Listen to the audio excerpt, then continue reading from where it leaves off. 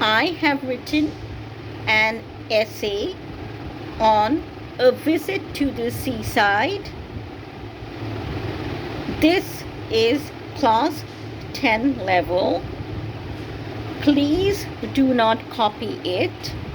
I will upload another video where I will explain how you can write this composition on your own. আমি একটা এসে লিখেছি, a visit to the seaside, সমুদ্রের তীরে বেড়াতে যাওয়া। এটা ক্লাস 10 লেভেল। এটা এসে, অনেক প্যারাগ্রাফ আছে, 100 ওয়ার্ডসের চেয়ে অনেকটাই বেশি। এটা টুকবে না। আমি আরেকটা ভিডিও করব যেখানে তোমাদের বুঝিয়ে দেব তোমরা নিজেরাই কি করে এসেটা লিখতে পারো। Earth has varied coastlines measuring 356,000 kilometers. পৃথিবীতে অনেক সমুদ্রের তীর আছে, এক তীর আরেক তীরের চেয়ে আলাদা, আর এই সব সমুদ্রের তীর যোগ দিলে হয় 356,000 kilometers. I consider myself lucky to be living close to one of them. আমি নিজেকে লাকি মনে করি, ভাগ্যবান বা ভাগ্যবতী মনে করি যে আমি এরকম একটা কোস্ট লাইনের খুব কাছেই থাকি। Last weekend we reached the beach when the day was breaking. আগের শনি বা রবিবার, তার ভেতরে যে কোনো একটা দিন আমরা বিচে পৌঁছালাম যখন ভোর ভোর হচ্ছে। The tide was flowing in while I jogged by the shore, gently wetting my feet. জোয়ার আসছিল যখন আমি বিচের জলের পাশ দিয়ে দৌড়াচ্ছিলাম, ঢেউ আমার পা ভিজিয়ে দিচ্ছিল। While resting, I saw the fisherfolk laying out their nets onto the sea. যখন আমি একটু বিশ্রাম নিচ্ছিলাম, সমুদ্রের তীরে আমি দাঁড়িয়ে দেখলাম যারা মাছ ধরতে যায় ওদের জাল বিছিয়ে দিচ্ছে সমুদ্রের ওপর। During sunrise, the seagulls swarmed above the brine to snack on fish. যখন সূর্য উঠছে তখন সমুদ্রের পাখিরা নোনতা জলের ওপর উড়ে যাচ্ছে মাছ ধরে খাওয়ার জন্য। It fascinated me to think I was standing on the brink of a continent. আমার কেমন অবাক লাগলো যে আমি একটা কন্টিনেন্টের ডগায় দাঁড়িয়ে আছি। কন্টিনেন্ট মানে মহাদেশ, একটা মহাদেশের ডগায় দাঁড়িয়ে আছি। On another side of the ocean in a faraway country, meanwhile the sun was setting into the sea. এই মহা সমুদ্রের আরেক দিকে একটা দূর দেশে ঠিক এই সময় সূর্য অস্ত যাচ্ছিল সমুদ্রের ভেতর।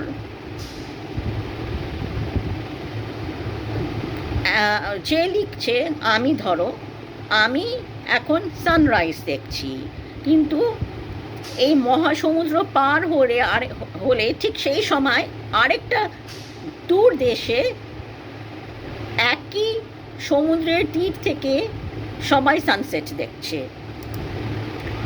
We fixed a giant umbrella on the sand and placed a mat beneath it. আমরা একটা বড় ছাতা বালির ভেতর পুঁতলাম এবং ছাতার তলায় একটা মাদুর বিছালাম। I unpacked the picnic basket and had breakfast with my parents. আমাদের যে পিকনিকের ঝুড়ি নিয়ে এসেছিলাম সেটা খুললাম, ওখানে খাবার ছিল, আমার মা বাবার সঙ্গে ব্রেকফাস্ট খেলাম। As the sun climbed higher in the sky, I gazed at the sea waters of various shades of emerald green and cobalt blue.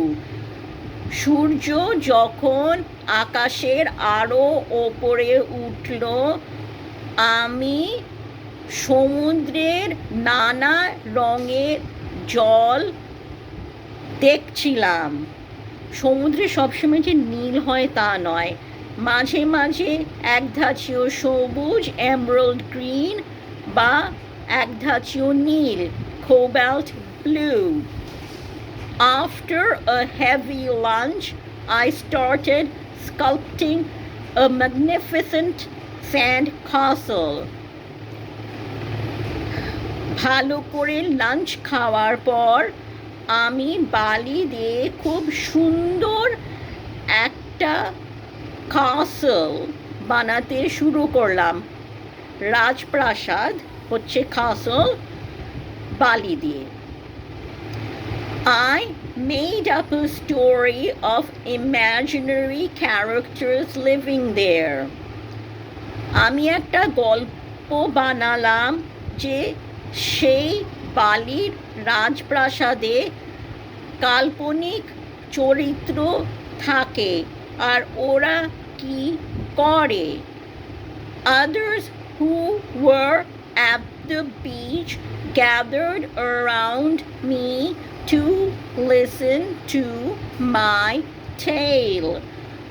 বিচে বাকিরা যারা ছিল আমার চারপাশে এসে আমার এই গল্পটা শুনল। Late in the afternoon, I noticed that the waterfront was littered. ভর দুপুরে আমি লক্ষ্য করলাম যে সমুদ্রের জলের আশপাশে অনেক নোংরা ফেলা হয়েছে। বাকিরা যারা গেছে ওরা নোংরা ফেলেছে। My family collected the garbage and put it in the dustbin. আমি আর আমার পরিবার সব গার্বেজ নোংরা তুলে ডাস্টবিনের ভেতর ঢুকিয়ে দিলাম। We didn't want the trash to pollute the venue and the plastic to choke the sea animals. আমরা চাইনি যে এই গার্বেজ সমুদ্রের জলকে নোংরা করবে এবং যেই প্লাস্টিক আছে সেটা খেয়ে সমুদ্রের মাছ মরে যাবে, শ্বাস আটকে যাবে। The horizon turned ruby red as the sun began to set. I'm reading it again because I coughed. The horizon turned ruby red as the sun began to set. যখন সূর্য অস্ত হতে শুরু করলো তখন আকাশ লালচে হয়ে গেল।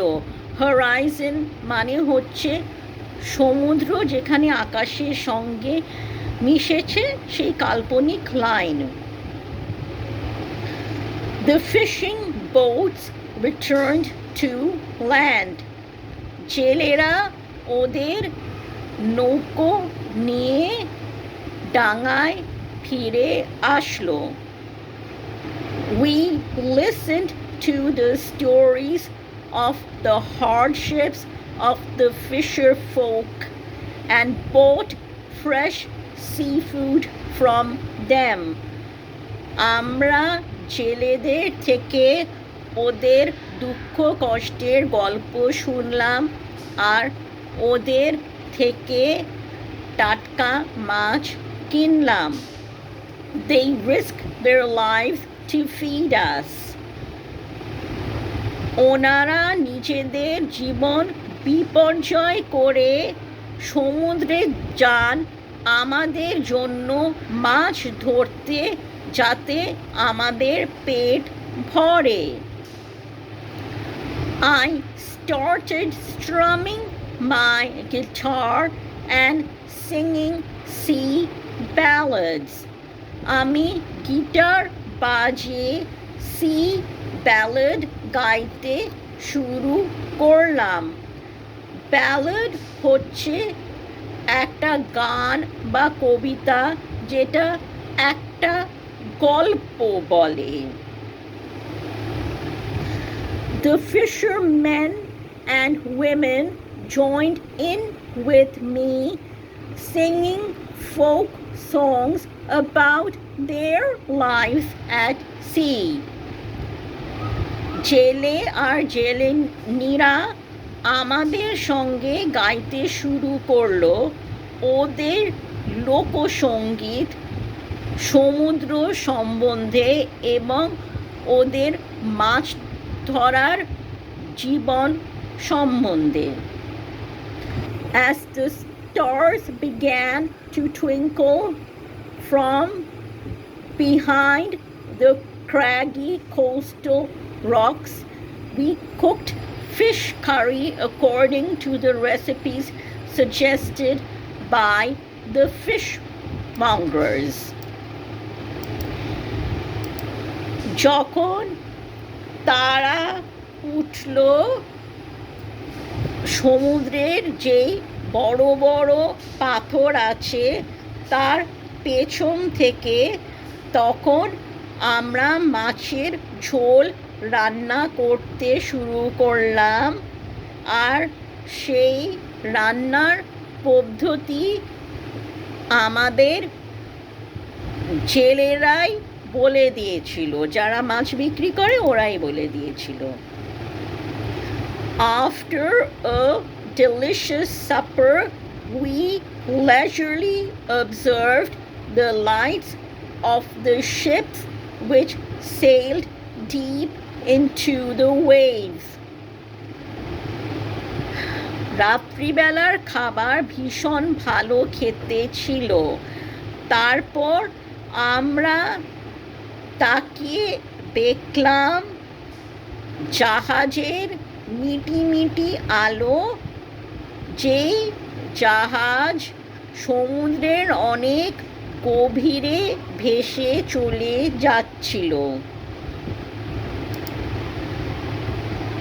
The beam of a faraway lighthouse glimmered on a stretch of the sea, making it marble white. একটা লাইট হাউসের আলো সমুদ্রের খানিকটা জায়গার ওপর পড়েছিল।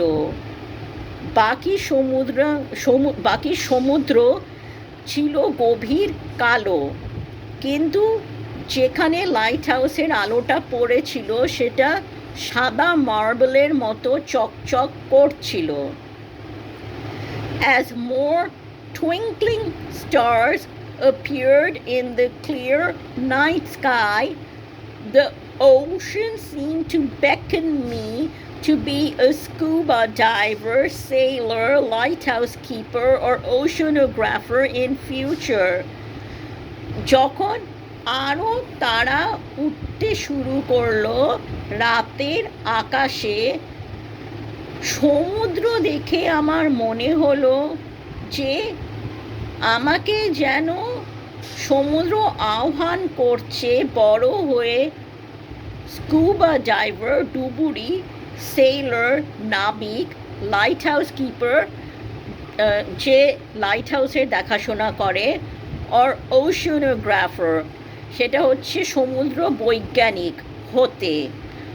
Oceanographer is someone who studies all aspects of the ocean.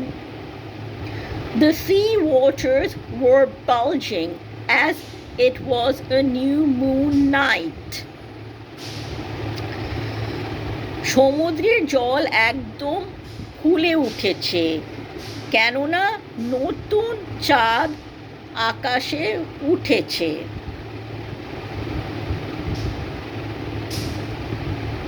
The hungry tide swept onto the beach and devoured my sand castle in a few minutes. সমুদ্রের স্রোত বিচের ওপর এসে আমি যেই স্যান্ড কাসল বানিয়েছিলাম সেটা কয়েক মিনিটের ভেতর গ্রাস করে নিল। Maybe the next morning a child would make sandy cupcakes there. হয়তো পরের দিন সকালে কোনো বাচ্চা একই জায়গায় বালি দিয়ে ছোট্ট ছোট্ট কেক বানাবে। I was feeling drowsy. আমার ঘুম পাচ্ছিল। The rhythmic waves were lulling me to slumber. I'll just read this again. The rhythmic waves were lulling me to slumber. আর ঢেউ যেগুলো সমুদ্রের ওপর এসে পড়ছিল আমাকে আরও ঘুম পাড়িয়ে দিচ্ছিল। সেই শব্দটা খুব ভাল লাগছিল, মনকে শান্ত করছিল, ঘুম পাড়িয়ে দিচ্ছিল। My parents alerted me that it was time to go home. মা বাবা আমাকে বললেন যে এখন সময় হয়েছে বাড়ি যাওয়ার। Those in the fishing village were fast asleep as they had I'll read again. Those in the fishing village were fast asleep as they'd have to wake up before dawn for another day of hard work. I'm reading it once more. Those in the fishing village were fast asleep as they'd have to wake up before dawn for another day of hard work.